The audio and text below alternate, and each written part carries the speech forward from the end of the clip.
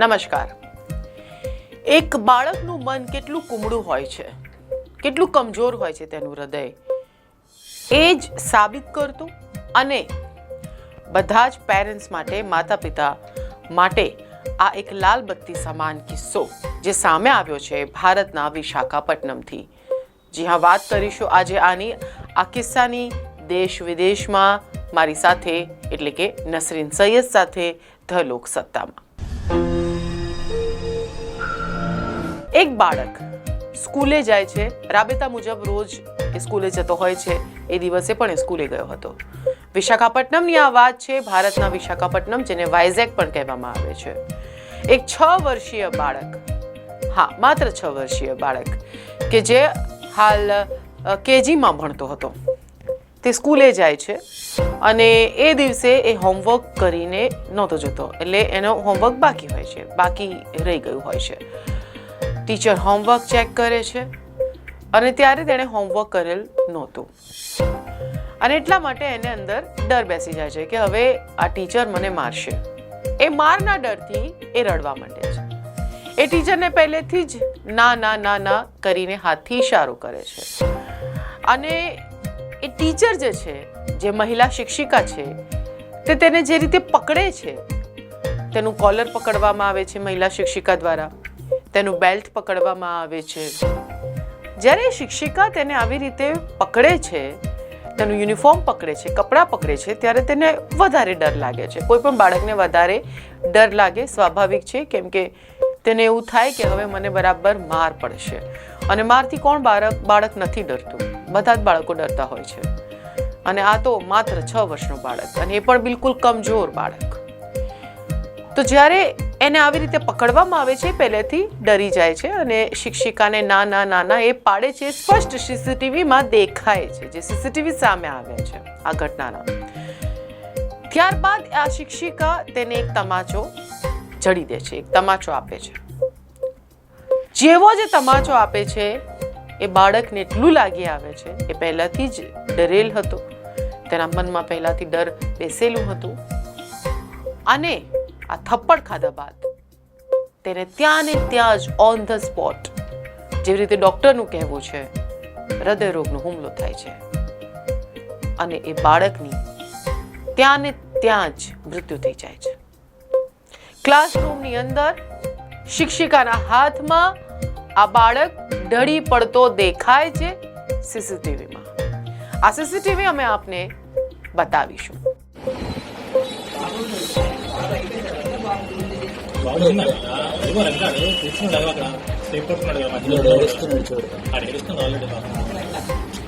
First కూర్చున్నాడు ఇటు పక్క ఏడుస్తున్నాడు కూడా.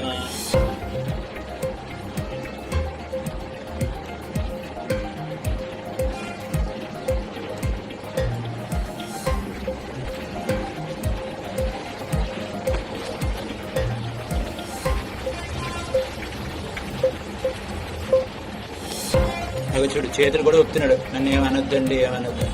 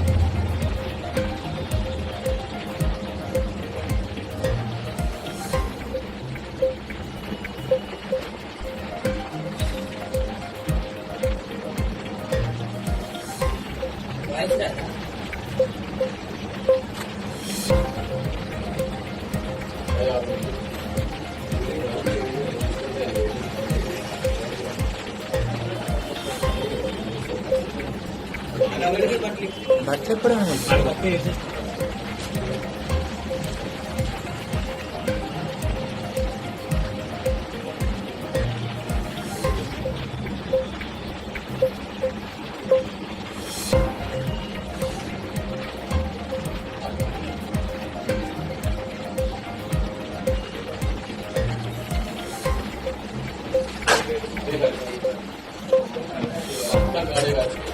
તો જોયું ને આપે જેવી રીતે આ સીસીટીવીમાં સ્પષ્ટ દેખાય છે તમામ ગતિવિધિઓ.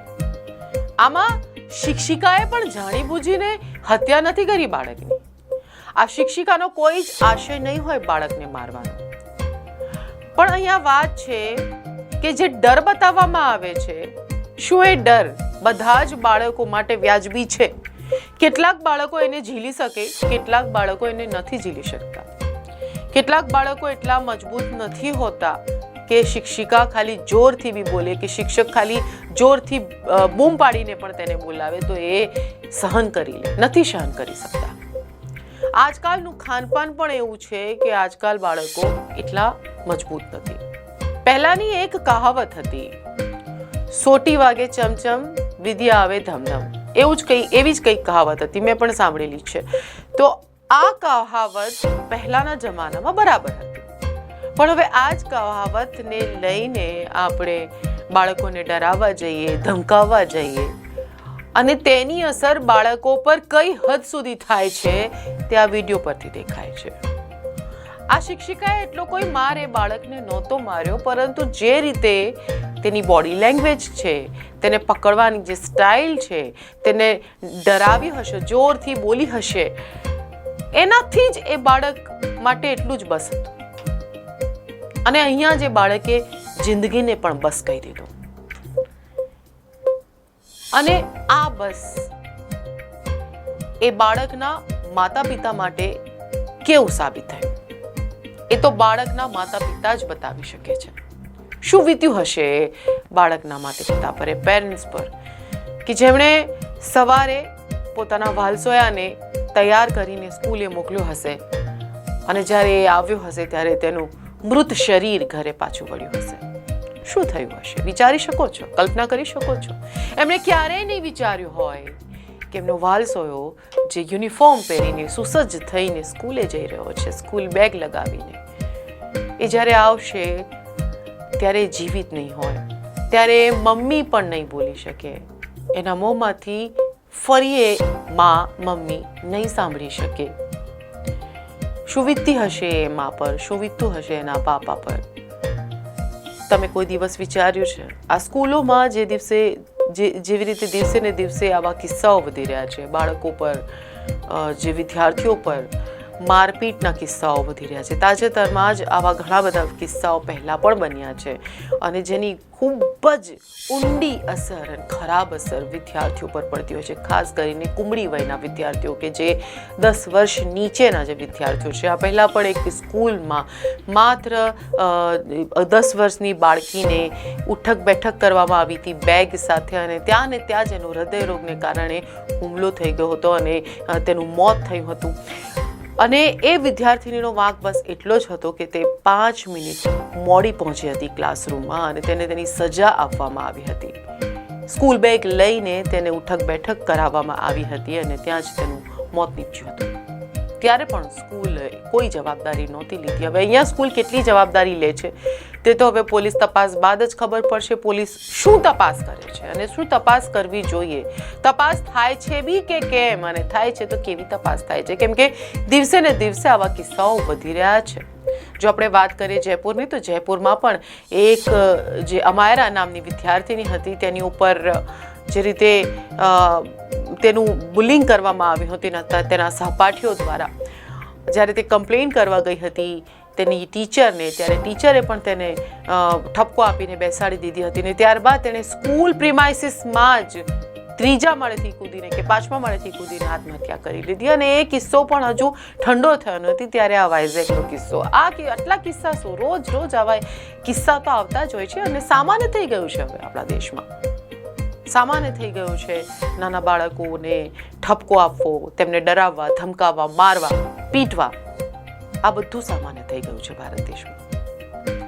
વિચારી શકો છો જે 9 મહિના જે માતા પોતાના બાળકને પોતાની કુખમાં રાખે છે, કેટલા બધા સપના સેવે છે, કેટલું બધું વિચારે છે, અને જ્યારે તેને જન્મ આપે છે કેટલી બધી પીડા તેને થાય છે, અને આખરે જ્યારે આવું થાય એ પણ કે જેમાં કોકના વાંકે જ્યારે પોતાનું બાળક ગુમાવવાનો વારો થાય, એ તો ગુમાવનારને જ ખબર પડે કે તેની પીડા શું છે.